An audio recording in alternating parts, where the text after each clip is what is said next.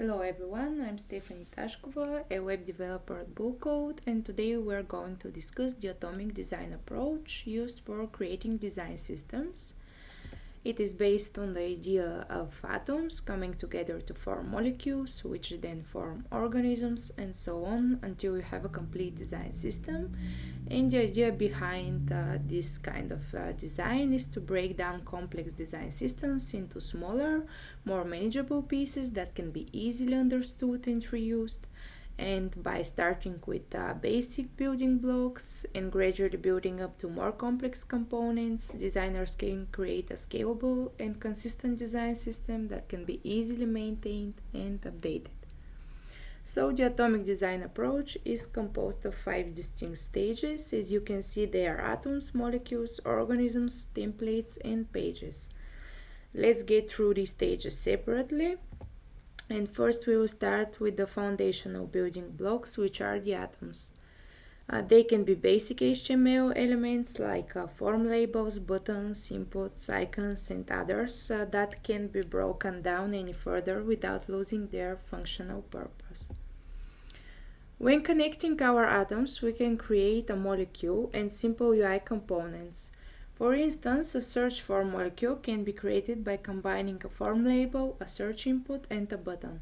The outcome is a straightforward, adaptable, and reusable component that can be added anywhere search capability is required.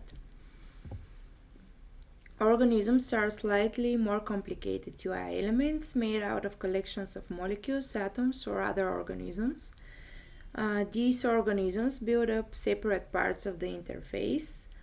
Let's put the search for molecule from our previous example in the context of a header organism, since it's part of almost every website's header.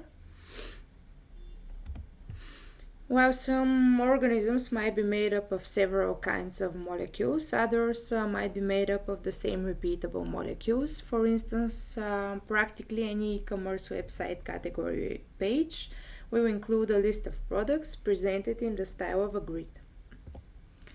Now that our design system has organisms defined, we can use all these elements to create something that looks like a web page.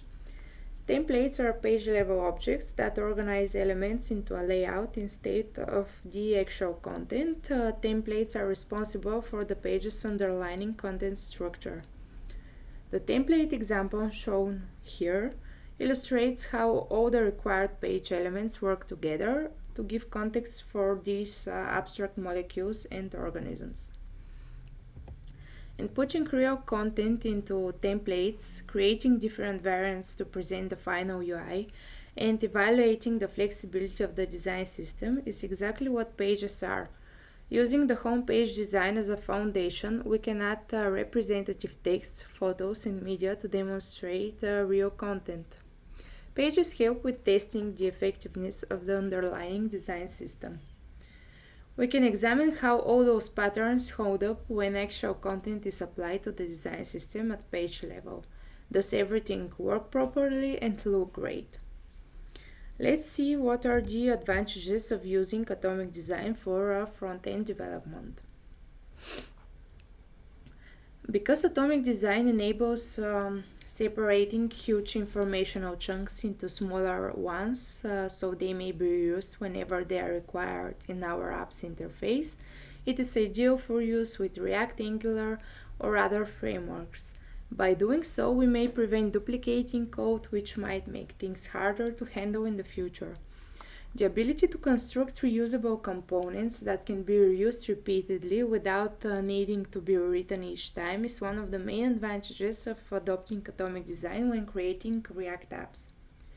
Another advantage of using atomic design for React development projects is easier maintenance because this approach enables you to concentrate on each component independently rather than worrying about the entire site at once. Atomic design allows developers to concentrate on creating individual parts without worrying about how they will integrate into a larger design strategy. In consequence, this facilitates developers' ability to work independently on various components of an application or website. Atomic design also allows us to create many different products from the same set of building blocks, which makes the work more efficient and gives more flexibility. Here we can see some great examples of design systems based on atomic approach. And of course, we can easily create our atomic design system with one of those suggested tools. You can take a further look at that list later if you wish. And of course, if you have any questions, don't hesitate to contact us or leave a comment below this video. Thank you for your attention.